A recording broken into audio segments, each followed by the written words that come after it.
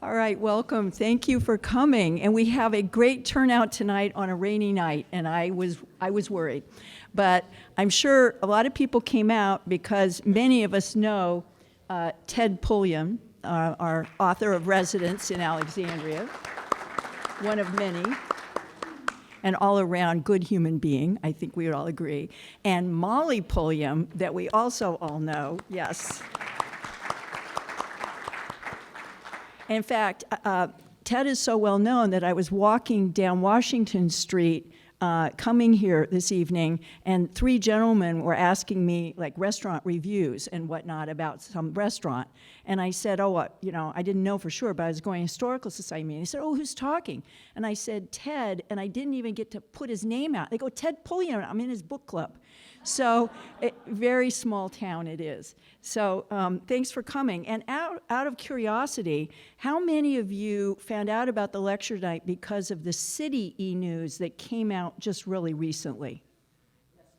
Just recently. Normally we're not there, and we're sorry. We'd like to be there as an individual topic, but we were inadvertently excluded from the Office of Historic Alexandria weekly email blast. So if you'd like to hear from us, please join $20 of membership, or 50-50 this year, our 50th anniversary. If you want to put in $50, we'll take that too. And get our newsletter digitally, but you can also always go on our website, and all our lecture materials are there. So, gee, now that they're not dealing with the arena anymore, maybe we can have more history emails, right? Thank you. Well, tonight I want to say, first of all, thanks for coming, and I hope you saw that we have the Alexandria Chronicle down here. These are all copies that our archivist, Brenda Mitchell-Powell, our board archivist, in going through our records to professionally archive them. We have a lot of these, and one of them just happens to be Ted, the Fitzgerald Warehouse, and you know, that's that wonderful oldest building on the waterfront right at King and Union Street. And there's many, many other articles down there. So I hope you take a look at them. They are digitally on our website, anything you want, but we are no longer printing the Chronicle, except we will be making a hard copy for special collections at Barrett Library. I wanted to let you know that we will be having some future events. We have a lecture every Wednesday, fourth Wednesday on April, May, and June, and then again in September and October with a variety of speakers. So I hope you can come to that, to any of those. And I want to thank Linda Lovell for hospitality tonight. Thank you very much. For popcorn, always. And I know as far as I know, I joined the Historical Society not in 1975 when it started, but in 1977 when I came. And as far as I know, there was always wine to drink here. There's been changing insurance regulations and everything, so we have chosen not to serve wine, but if you'd like to meet with us beforehand where we have a happy hour gathering, you're welcome to join us. And I want to thank Sarah from Alexandria High School and all of the students in media at Alexandria High School going on to do fabulous things in their lives, and their wonderful mentor for allowing us to edit. They're going to edit everything. It's on our YouTube station, every film we do. We're looking to see if we can't go live so you could actually be home and listen to this like Agenda Alexandria. So I want to tell you that Ted's going to talk tonight about his new book, True Tales of Old Alexandria. He does have copies. He's right there with his pen ready to sign at the moment, and I think one copy at least has already been sold, which is a collection of stories from the history of the city and the surrounding area. And listen to how far the time period is, 1623 to 2018, in case that's a very long time period. I first met Ted right after he retired, I believe, and he was looking for active historical research and good things to do, and he started in at Alexandria Archaeology, and immediately looked at the very earliest period of Alexandria. Where was the earliest warehouse? How did the House of Burgesses come up with this port, this tobacco warehouse? Then he went on to look at Braddock's time here and to actually write and produce a lot of the chapter of the master plan of the waterfront on historic preservation. He has been a current member of the Alexandria Archaeological Commission, the Alexandria African American Heritage Trail Committee. He's a past member of our board of the Historical Society and the Alexandria Waterfront Commission. He graduated from Davidson College and Columbia University Law School, and he lives in Delray with Molly very happily. So tonight he's going to be talking about 2 chapters in the book. So if you want to know anything more, I guess you got to buy the book. In the first, a remarkable Englishwoman becomes in 1654 the first European to own land in what would become Alexandria. And how many of you know her name? Oh, a few. So this will be a surprise. Okay, that's a goodly number. If we went to most places, there wouldn't be one hand that would go up that would know her name. So that's good, ending Women's History Month. And in the second, the British Navy sails up the Potomac River during the War of 1812 and loots defenseless Alexandria. But there's more to the story, isn't there? Yes. And however, when the British must sail back downriver, Alexandrians take their revenge. Alexandrians. I've never heard us taking revenge. Never, never, never. And I want to point out that Ted's first major publication is Historic Alexandrian Illustrated History. Still available, Ted? It's out of print. It's out of print. So we may find it. Although I think the Old Town shop has copies of it. Okay, the Old Town Shop. I really want to recommend this book to you, not only because it has marvelous images, but as far as I know, it's the only book we have that deals with every decade of Alexandria's history. It's a great, you can just sit down and read a chapter for pleasure and say, I had no idea what was going on in 1910s, and now you know it. So it's really a treasure. And Ted's latest book is Here's a Letter from Thy Dear Son. And it says letters of a Georgia family during the Civil War, but it's actually your family that he transcribed all of these and is published. So a great work of history and of love, I'm sure. So thank you for coming, and I'd like to welcome Ted.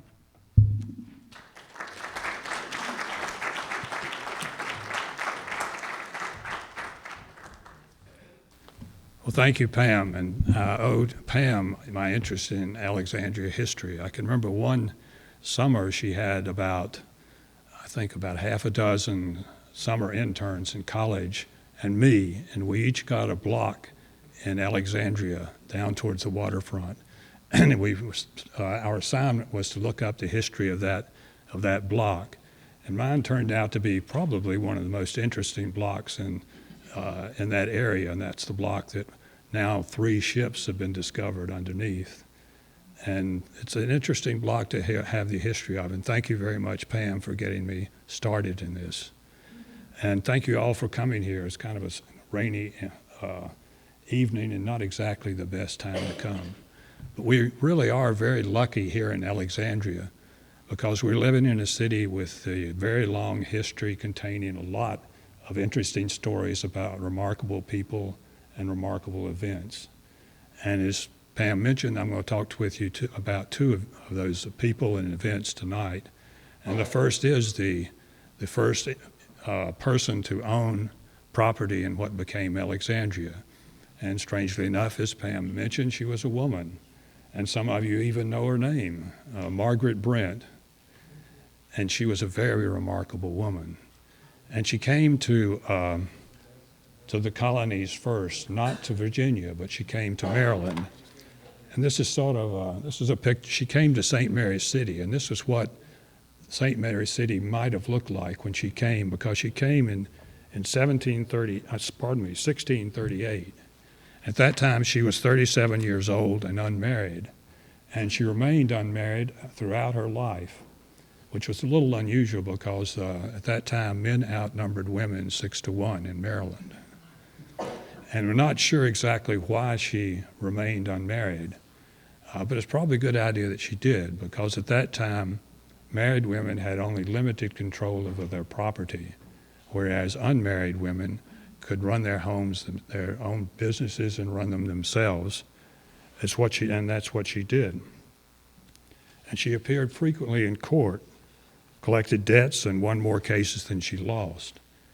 And her court appearances were so unusual for that time. Court appearances then were mostly gentlemen. That she appeared so often in court and that was so unusual in Maryland that she was sometimes in court records referred to as Margaret Brent, gentleman. The Brents now were distant cousins of both the governor of Maryland at that time and the proprietor. The governor was Leonard Calvert, and the proprietor, that is the owner, was Lord Baltimore. And she was so close to Governor Calvert, and he admired her business judgment so much that shortly before he died, he made her the sole executor of his will. And she did such a good job with that shortly, a few months later, the Maryland Council appointed her the attorney for Lord Baltimore, who remained in England. Soon after that, being appointed Lord Baltimore's representative, Margaret made a remarkable request to the Maryland legislature. She asked that she be allowed 2 votes in the Legislative Assembly. Now, at that time, no woman had even 1 vote. In fact, it was an all-male legislative body. But this is Margaret Brent before the all-male legislative body of Maryland. And of course, since she was the first woman to ask to be to have votes in the legislative body, that didn't make any difference. They turned her down, and she got no votes whatsoever. And this was probably an omen for the Brents in Maryland. In fact, shortly after that, Margaret's brother Giles had made the Lord Baltimore sort of angry, and the main reason for that was that he had married an 11-year-old orphan Indian princess, and this, he thought, might give him some claim on much of the land in Maryland. And of course, Lord Baltimore claimed all of the land in Maryland, and he was not pleased. So Giles decided it was advantageous for him and his Indian wife to go across the Potomac River to Virginia. And shortly thereafter, Margaret herself did something that made Lord Baltimore angry also, and she joined her brother in Virginia. And they settled at Aquia Creek, about 35 miles south of the future Alexandria, making Giles the northernmost European on the Virginia side of the Potomac. Sure, but the Brents prospered in this new home, in part because their move to Virginia came shortly before a land rush for property along the Potomac River. During the following 30 years, land grants were made for thousands of acres along the Potomac waterfront. Now, as part of this rush for land, in 1654, when Margaret was in her early 50s, she sought and received a grant for 700 acres on Great Hunting Creek, the southern border by present-day Alexandria. The land included much of present-day Old Town. This is a copy of the grant, the land grant to Margaret, which is in the Library of Virginia in Richmond. And you can see below there 14 names of people. Now, these were not witnesses to the deed or anything like that. These were there because Margaret Brent had paid their passage to Virginia. At that time, to get a land grant, you had to pay the purchase of at least one person to Virginia, and for one person to pay the transportation, you got 50 acres of land. So there are 14 people, 700 acres. She probably had never seen the property before she bought it. At that time, there were no roads in that part of northern Virginia then, and the only inhabitants were Indians, and they were not very friendly to Europeans. What Margaret did with the property is unclear, But Virginia law at that time required that within 3 years, the grantee must seed and plant the land. Now, Virginia Assembly defined seeding as building a house and keeping livestock on the land for 1 year. Planting was clearing, tending, and planting 1 acre of ground. Now, one observer later reported that to satisfy the seeding requirement, many grantees simply cut down a few trees and built a hut from them, and then let a couple of hogs loose near the hut, and that was called seeding. And then they would put a little Indian corn into the ground, but didn't take care of it or make any further use of the land. Although this land requirement was radically enforced, Margaret likely met it in some way because she held on to the property. Towards the end of her life, however, she neglected it. Then in 1669, when Margaret was 68 years old, John Alexander, perhaps a name you may be familiar with, who was a Stafford County landowner, became the owner of 6,000 acres along the Potomac River. Now, this 6,000 acres included what later became the Arlington National Cemetery, the Pentagon, Reagan Washington National Airport, and Alexandria. And it also included Margaret's 700 acres. But for a while, no one noticed. Then 2 years later, Margaret died at the age of 70. However, it was still a few years after her death before her heirs discovered Alexander's purchase. By then, John Alexander himself had died. And as it turned out, Margaret's heirs had inherited not only her land, but also her tendency to litigate. So Margaret's heirs sued John's heirs and forced them to purchase the property all over again. Not only that, but whereas John had paid 1 pound of tobacco for an acre, Margaret's heirs forced John's heirs to pay 15 pounds of tobacco an acre, something I'm sure that Margaret would have approved of. Now, the second story I want to tell you took place during the War of 1812. The British Navy captured and plundered Alexandria then, and later, however, as Pam pointed out, Alexandrians had their revenge. Now, the War of 1812 is sandwiched between the American Revolution and the Civil War, and it's not well known. When people know about the War of 1812, what they generally know is that that's when Washington was burned, and when Baltimore was attacked, and when the Star-Spangled Banner was written.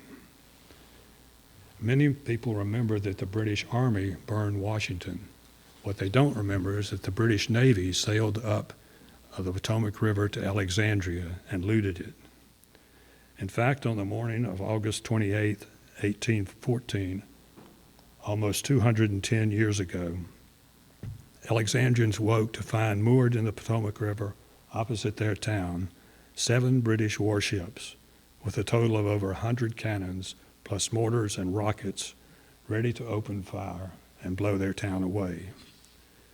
Now, how did this happen, and what did Alexandrians do? Well, first we'll go back a little bit to on June 18, 1812, when President James Madison and the United States Congress declared war on Great Britain. Now, why did a small new country declare war on a country that had probably the biggest, most powerful navy in the world? Well, one of the reasons was that for years, the British had been seizing American ships and pressing United States citizens into service of the Britich Navy. Here is a haughty British officer looking over a bunch of American seamen, deciding which ones he wants to take on board his ship. Now, the United States had complained frequently, but with no results. Now, however, the British were diverted by their war with Napoleon, and now is the time for the United States to act. At least that's what James Madison and Congress thought. Now, what was Alexandria like in 1812 when the war was declared? Well, Alexandria then was part of the District of Columbia and had been since 1801. In the 1810 census, its population was only 7,227. Then 68% of the population was white, 12 free black, and 20% enslaved blacks. In comparison, the population of Washington proper in 1810 was only 8,206, only about 1,000 more than Alexandria's. But Georgetown then was a separate city of a population of a little less than 5,000. Some Alexandrians lived in brick homes, but most lived in small wooden houses. When they wanted to go somewhere, they rode on horseback or in horse-drawn carriages, coaches, or wagons, or they walked. Alexandrians walking along our King Street then would have heard horses' shoved hoofs clopping on cobblestones and the clicking rattle of carriages and wagons. They would have smelled acrid chimney smoke from coal and wood fires in the buildings that they passed. The first floors of those buildings housed retail shops, like a shop selling imported goods or a silversmith. And on its upper floors, the store's owners lived. As our walkers proceeded down King Street, they might have encountered several well-dressed Alexandria men and women.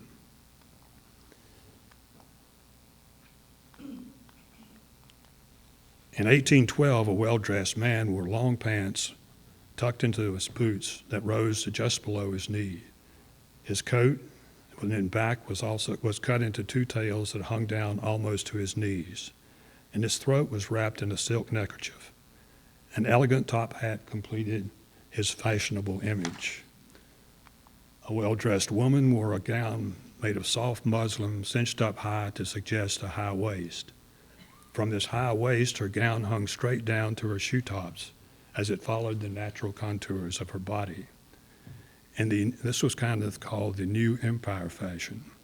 And walking outdoors, she would have worn a fashionable bonnet tied under her chin. Now, if any of you are Jane Austen fans, you may recognize this mode of dress. Pride and Prejudice was published in 1813. If our walkers continued on down King Street, they would have come to the center of Alexandria's commerce, the harbor. There, commodious warehouses stored tobacco, flour, wheat, ship's bread, and other commodities waiting for shipment to American seacoast towns, the West Indies, or Europe. As Pam mentioned, one of such warehouse, the Fitzgerald Warehouse, still stands today at the corner of Union and King Street, and the bottom floor is mainly occupied by a Starbucks. Wharves stretched out into the Potomac River from the town shores like fingers. That week in June, when war was declared, the Alexandria Gazette reported that 15 ships recently had arrived in port and were tied up at the wharves, including brigs from Cuba and Portugal, a schooner from New York, and a sloop from Norfolk. That month in 1812, Alexandria presented a peaceful scene. Our walkers, however, must have been uneasy about what this new war meant for them. Would ships still be able to enter and depart their harbor? Could they still do business with distant trading partners? Could their town itself be secure from the powerful British Army and British Navy? They received a partial answer to those questions about a year later in May 1813. They would have seen in the Alexandria Gazette the ominous headline that Havre de Grace had been destroyed. As Alexandrians read the article below the headline, they learned that the British Navy had bombarded the small Maryland port at the head of the Chesapeake Bay, looted the town, and caused extensive damage. Now, this was not a good omen for Alexandria. A year later, Alexandrians would have the definitive answer to the question of whether their town was secure. Things began to go badly on August 18, 1814. Authorities in Washington learned that the considerable force of British warships, loaded with soldiers, was sailing up the Patuxent River in Maryland. Was its target Baltimore or Washington? Taking no chances, the authorities immediately ordered the District of Columbia militiamen to report for duty. Because Alexandria was part of the District of Columbia, this order included Alexandria's militiamen. All of them were under the control of the federal government, a fact that would be particularly significant in the coming weeks. Alexandria's militia was composed of citizen soldiers. Its leader was prominent Alexandria merchant and former city council member General Robert Young, then 45 years old. Now, General Young's house still stands at 1315 Duke Street. Now, if this address is familiar to some of you, that house was later sold to the firm of Franklin and Armfield slave dealers, and now it is owned by the city as the Freedom House Museum. But his Alexandria militia included three components: infantry, artillery, and cavalry. Being citizen soldiers, the infantry regiment was led by a doctor. The artillery battery was led by a silversmith, and the cavalry troop, called the Alexandria Dragoons, was led by a druggist. The Washington authorities, upon hearing British ships being in Maryland, immediately ordered General Young to dispatch the Dragoons to meet Secretary of State James Monroe in Maryland. The Secretary of State was on a mission to follow the British from a safe distance, to determine their movements, and he would use the Alexandria Dragoons to relay messages about the British progress back to Washington. Now, at that time, no one seemed to think it was a little strange for the Secretary of State, 56 years old, to go out on a scouting mission. But as it turned out, Secretary of State Monroe was a veteran of the American Revolution and had a wound in his shoulder to prove it. Gradually, it became clear that the soldiers aboard the ships were headed for Washington. Several days later, the Dragoons rode with Monroe to the fiasco of the Battle of Bladensburg. The battle took place in Maryland, north of Washington, and it was the British victory in that battle that enabled the British to seize Washington. The British are in red and the Americans in blue. In the battle, the British rapidly dispatched the inexperienced Americans, who, along with President Madison, Secretary of State Monroe, and the Alexandria Dragoons, hastily retreated into Washington, through it, and out into the Virginia and Maryland countryside. Wherever the Alexandria Dragoons ended up, they were through with facing the British. In the meantime, Alexandria's infantry and artillery missed the Battle of Bladensburg entirely. All day long, they'd gone back and forth between Fort Washington and the Anacostia River and hadn't seen a British soldier at all.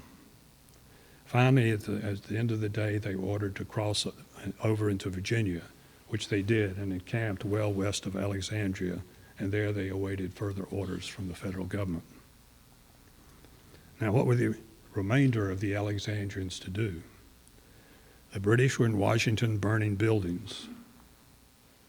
The American army had retreated west of the city and was no help. President Madison and his cabinet was scattered throughout the countryside, and the whereabouts of Alexandria's own militiamen was uncertain.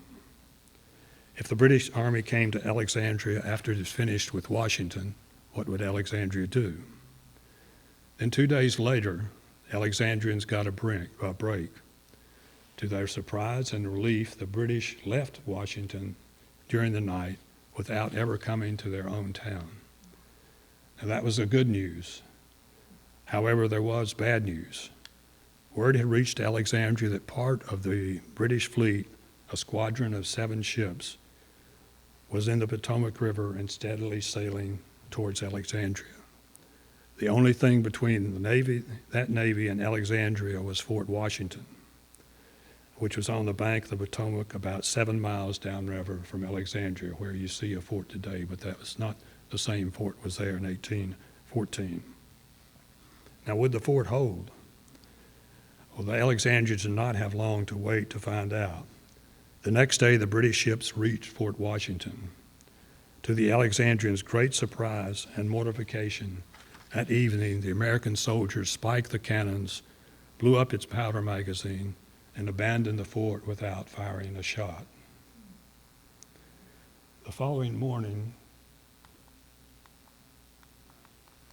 anxious Alexandrians were standing on their waterfront wharfs, saw to the north smoke rising from the burned buildings in Washington.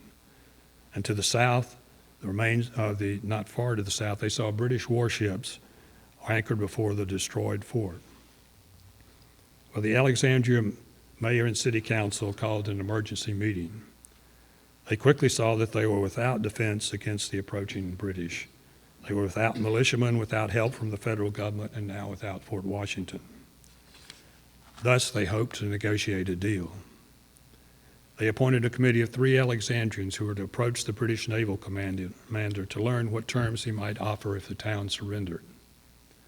The committee hastily boarded a small sailboat, prominently displayed a flag of truce, and sailed to meet the British squadron aboard to meet the British squadron's commander aboard his flagship, the Seahorse. When the small boat reached the Seahorse, its commander, Captain James Gordon, politely welcomed them aboard. Now, Gordon was only 31 years old, but he had served as a captain under British naval hero Lord Nelson and wore a wooden leg to replace one lost to a French cannonball. He listened to what the Alexandrians had to say. Then he told them he would give him his response only when he had anchored at the town. Disappointed, the committee glumly reboarded their small boat and returned to Alexandria. The following morning, Alexandrians found the 7 warships with over 100 cannons plus mortars and rockets moored just beyond their wharves, ready to turn the town's homes and businesses into ashes. Soon Captain Gordon sent the mayor and council his terms. He would not destroy the town nor molest its inhabitants under 2 conditions. First, that the Alexandrians would not fight, and second, that they would surrender all exportable merchandise in the town and all shipping in the harbor. He gave the town 1 hour to reply. Of course, the mayor and council really had no other choice, so they agreed. That afternoon, the British landed and began to empty Alexandria's warehouses of flour, tobacco, wheat, corn, and so on. They loaded the goods in boats and rowed them out to the warships, or they loaded them onto American vessels in the harbor that they had seized and planned to take with them as prizes. A newspaperman later reported that Alexandria merchants stood by, viewing with melancholy countenance the British sailors gutting their warehouses of their contents. While some merchants stayed in town, many Alexandrians had left to avoid the British, and those leaving included 7-year-old Robert Edward Lee and his family, who went out into the countryside. Other people also were leaving Alexandria, but for an entirely different reason. At midnight on the first night the British ships were anchored off Alexandria, 24 enslaved people escaped and boarded one of those ships. The movement of people, however, was not all one way. At least 2 British seamen deserted from the British ships and fled to Alexandria. Meanwhile, the British kept their agreement and did not molest the Alexandrians. But things did not go entirely smoothly because of the action of 3 American naval officers. These 3 officers, dressed in civilian clothes, mounted horses and rode down King Street looking for Englishmen. When they reached Union Street, they looked to their right and saw a young British midshipman no older than his early teens, who was walking leisurely down the street back to a ship's barge tied to the wharf at the foot of Prince Street. As the midshipman approached Prince Street, one of the naval officers immediately spurred his horse down Union Street towards Prince, grabbed the midshipman by a handkerchief tied around his neck, and began pulling him onto his horse's back, planning to make away with him. The attempt abduction failed, however, when the midshipman's neckerchief became untied and he fell to the ground free. The American horseman and his friends then decided it was time to leave town. They rode rapidly down Union Street, up Duke Street, and away. The incident, however, was not over. The midshipman, once released, ran to the ship's barge, jumped in, and was rowed quickly back to his ship. There, Captain Gordon was informed of what had happened. He immediately ordered the warship's portholes opened and their cannons run out, pointing directly at the town. In the town itself, it was panic. Women and children fled screaming through the streets. The mayor, however, also acted quickly. He met Gordon and argued that the town had no control over the 3 naval officers. Fortunately, Gordon saw his point and ordered his men and cannons to stand down. But earlier that same day, things began to change. Orders reached Captain Gordon requiring him to sail back down the Potomac to rejoin the rest of the fleet and sail on to Baltimore. So Gordon ordered his warships to prepare to leave Alexandria, taking with them the ships captured in Alexandria's harbor. Meanwhile, the Americans had developed a plan that they hoped would ensure Gordon's passage downriver would be unpleasant. And for a change, the Alexandria militia finally would get a chance to fight the British. And while the British were emptying their warehouses, some 2,000 militiamen from various Virginia counties had arrived in Alexandria and camped on top of Shooter's Hill, the site of today's Masonic Memorial, of course. There they had been joined by the ever-active James Monroe, plus Navy Captain David Porter. Now, these leaders planned to attack the British Navy as it sailed back down the Potomac River away from Alexandria. The plan was that the men on Shooter's Hill, plus General Robert Young's 450 Alexandrians, now in Washington, would march the 12 miles south to Belvoir Neck, the site today of Fort Belvoir. There they would establish a battery of cannons and attempt to destroy the British as they sailed back down the river. Why Belvoir Neck? On this map you can see Alexandria at the top, Fort Washington, dots and triangles representing the British ships, and an arrow pointing to the White House. Now, of course, it's not the White House in Washington, D.C. This is a White House. It was a small White House right on the shoreline at Belvoir Neck.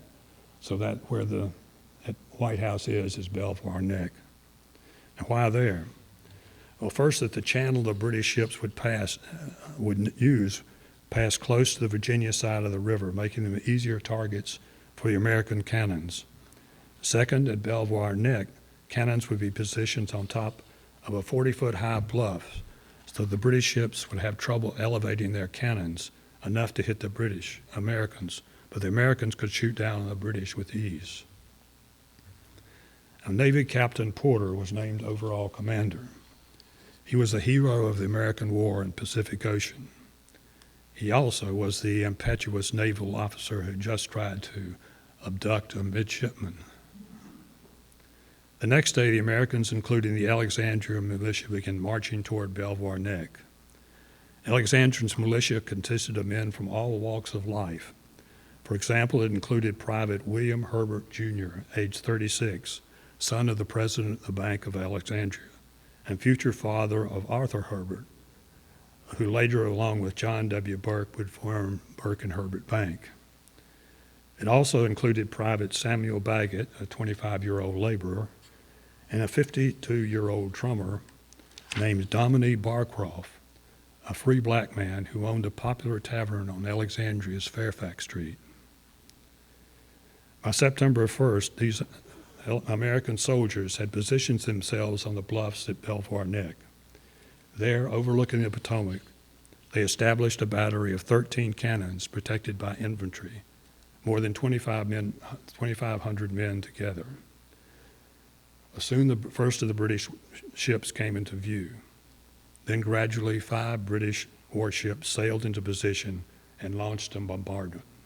For the next 3 days, they fired not only cannonballs, but also bombs and rockets, almost continuously day and night. 2 bomb ships and 1 rocket ship were part of this small fleet. This is a bomb ship that carried a squat mortar that fired a shell that flew high in the air in an arc. It could be set to explode in the air or on the ground. A rocket ship fired rockets that soared straight up into the air like sky rockets. They hissed and roared, trailing flame and smoke, and exploded with a thunderous clap, showering jagged pieces of metal on those below. Now, later in Baltimore Harbor, these identical rocket and bomb ships now in the Potomac River, were the very same ones that produced the rocket's red glare and the bombs bursting in the air in front of Fort McHenry. The first day of the battle, the first American was killed. Strangely enough, he was a small boy. His mother, a widow in Alexandria, had allowed him to accompany an officer who was her special friend. The boy was running after a spent cannonball rolling along the ground when another cannonball flew through the air, struck him, and killed him. On September 5th, the bombardment paused and an unusual quiet ensued. The British began assembling all their warships, plus the 21 captured merchant vessels loaded with Alexandria goods. They had decided it was time to attempt to sail past the battery. Led by the two largest warships, one with 38 guns and another with 36, they got underway. These two ships promptly anchored close to shore and began firing their cannons continuously with round and grape shot. The other warships soon took position around them. Captain Porter later reported that all the British warships were pouring into the battery and neighboring woods, a tremendous fire of every description of missiles. General Young had positioned some of his Alexandria infantry to the right of the artillery battery. From there, Alexandrians and other militia poured well-directed fire on the enemy's deck. Alexandrians now were in the middle of the enemy bombardment. One later wrote that cannonballs came screaming overhead and crashed in the nearby woods. Large trees were cut down, and limbs and splinters fell in every direction. Near him, American gunnery officers yelled fire, American cannons crashed, and Virginia muskets cracked. Powder smoke drifted among the Alexandria men and into their eyes. Sweat streamed down their faces. After almost 3 hours of this noise, smoke, and flying metal, the British barrage finally disabled all the American cannons. And the Americans had been outgunned from the start. A broadside from just one British ship was 18 cannons, yet the Americans' cannons altogether totaled only 13. Porter ordered a retreat, and the British ships ceased firing. Gradually, all British ships passed the battery, and the battle was over. The British had 7 killed and 35 wounded. The Americans lost 11 killed and 17 or 18 wounded. Of the Americans killed, 2 were soldiers from Alexandria, plus the small boy. The Alexandrians and all militiamen had performed well, much better than the militia at Bladensburg. They had reason to be proud. Captain Porter wrote that they conducted themselves in a manner that reflects on them and their country the highest honor. Now, the Americans had not sunk a single British ship, but they had delayed Gordon's squadron, particularly the bomb ships and the rocket ships, from joining the rest of the British fleet. Thus, the fleet had to delay its attack on Baltimore, and Baltimore had additional time to strengthen its defenses, defeat the British, and to continue to fly the Star-Spangled Banner. And Alexandria had survived. The Alexandria buildings that might have been lost had the British ships aimed their 100-plus cannons at the town and fired, were Fitzgerald's Warehouse, the Carlisle House, Gatsby's Tavern, Christ Church, and numerous other homes and structures. They remain, and they help preserve Alexandria's past, and they help to make Alexandria's present. Some say that they're the essence of Alexandria. Now, these are 2 of the stories of the 11 stories in the books. Some others have to do with how Braddock Road got its name. This is because of General Edward Braddock, an unfortunate British general who marched off to the woods of Pennsylvania and met the Indians and came to a bad end. Another story has to do with a 14-year-old free black girl named Nancy Jones. She was arrested in the District of Columbia, but unfortunately she didn't have with her the papers proving that she was free. So she was put in jail, and the rest of the story is what happened to her. Another story is about when Civil War comes to Duke Street on the first day of the occupation of Alexandria by the Union forces. Now, this is not the usual story of Elmer Ellsworth, who took down the flag from the Marshall House, a Confederate flag from the Marshall House Hotel. He and his men came to Alexandria by ship, by the river. But there was another federal force that came by land across a bridge over the Potomac and down Washington Street. And this is the story of what happened to them. And they had their share of interesting events too. Another chapter is on the history of Del Rey. And this has to do with a horse race track, a bank that was robbed in 1920. In fact, that building is still there too. And you might recognize it. It's a Thai restaurant now.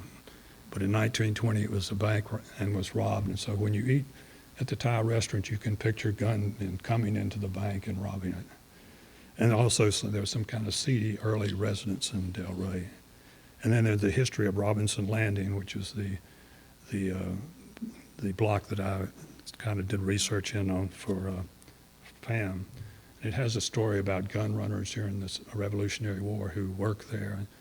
A famous duelist was there, and although they didn't fight the duel there. But anyway, I hope these stories, the ones tonight and others in the book, will give you a better feeling of some of the people who walked the same streets of Alexandria that you walk now, and pass by some of the same buildings that you walk by now too. And thank you for your attention. And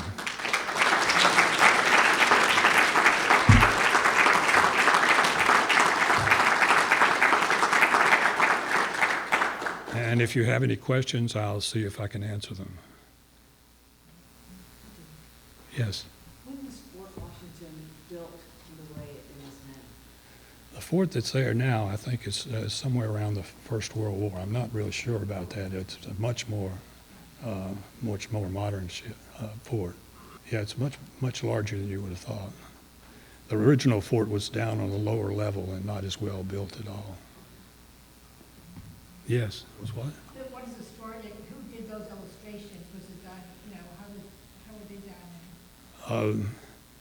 The ones that showed the guy picking up the midshipman and so on, yeah, they were done for the anniversary, the 200th anniversary of the War of 1812 in 2014, done by the National Park Service or somebody under contract for the National Park Service.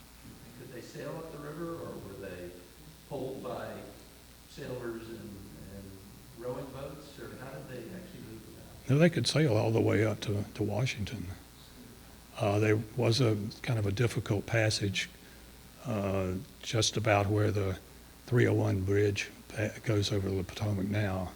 I've forgotten what it was called, but it was just a mess of sand and oyster shells, and that was really hard for the sailboats to get by if they were big sailboats. But certainly sailboats could come all the way to Washington and Georgetown and so on. Yes? When the Alexandrians met Captain Gordon for the second time, went out on the sailboat, that included the mayor, Mayor Simmons? No, he was not one of the ones. Well, he went out the second time when the midshipmen went back and told about what had happened, and he had to go back to that time to see Captain Gordon to get him to convince him that they had nothing to do with those three guys who came into town.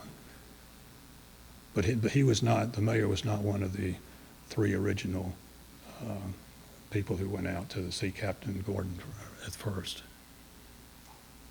Yes. Ken, I've heard it refer to spiking cannons, but what does it mean? How do you spike a cannon? I know it disables it, but... I'm not entirely sure. Maybe there's somebody here who knows better, but I think you just drove spikes down there so that they couldn't be fired. There's somebody...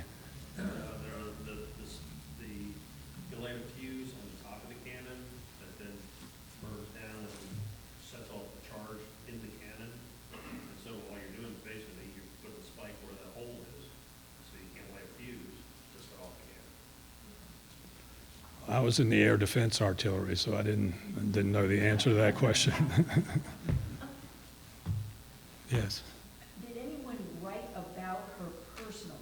Like, oh, we had tea with her, visited her home. Not that I know of. She's still kind of an enigma. Yeah, I mean, I can't see Margaret Brent having tea at home very well, but yes. The descendants of the Alexander family sold the property, Robert and, I can't remember his other name, but they had to pay twice. Right, right. Well, yeah, they had to pay Brent twice, yeah. And there's still a debate whether Alexandria is named after the John Alexander family. Maybe so, maybe not. Sometimes Alexandria, in fact, I noticed downstairs on the table, there's one of the Alexandria Chronicles deals with that issue, whether it was called Alexandria or Belhaven. It was called Belhaven for a while, too. So would you describe or give us any information you might have on how that took place? I imagine, I'm not as familiar with cannons at that period as I am with the Civil War, and they had horse-drawn, the cannons had wheels on them. Horses they had teams of about 6 horses with cannoneers riding on them would pull them. I'm probably had horse-drawn cannons in 1812 too. I'm just not too sure about that. I'm sure it was a slow process, whatever it was. Yes. Were the British ships damaged by the hurricane at the time or by the cannon fire at Fort Belvoir? Well, the British ships weren't here when the hurricane struck Washington. They were still coming up the river. And they were damaged to some extent by the cannon fire at Fort Belvoir, but not enough to sink them. They could repair fairly quickly. It wasn't like to build a bigger house, it just they wanted raw land. Well, as far as I can tell, they're like land speculators today. They just wanted the land, with hoping that it would be worth a lot more than they paid for it at some future time. Actually, it had happened to Margaret Brent. She got more for her heirs got more for her land than was paid for originally. But as far as I know, that's the main reason. I mean, they would get land out in later for the Revolutionary, or earlier, later the Revolutionary War, would get some of the soldiers would be paid with land grants out in Kentucky and way out, further out. And that was thought to be a worthwhile endeavor. Was the federal government or the local officials here kind of disappointed that they were doing it at that time, for the War of 1812? Yeah, but they were more trying to get the federal government to boost the fort at Fort Washington, the fort there. The mayor met with several people in the government at Washington, trying to convince them to spend more money fortifying that fort, and they didn't do it. Although they were kind of getting ready to do it, but it was too late.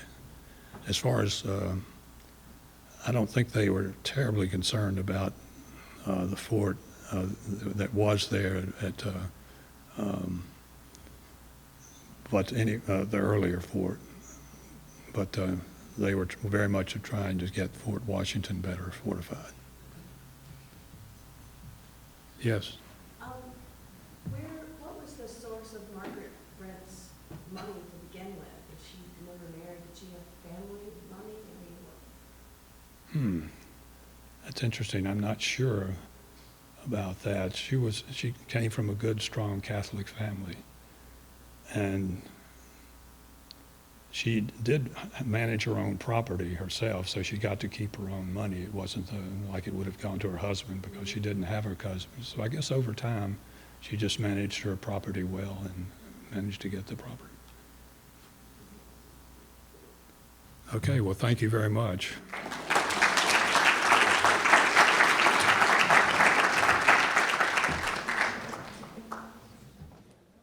Ted will be happy to sign books here, and do you have a similar experience as me? When Ted speaks, he's quiet, he's elegant, but I heard us all listening very carefully, didn't we? I think he's a wonderful presenter and writer, and I just wanted to let you know, next month is our awards ceremony, but there's a lot of reason to come.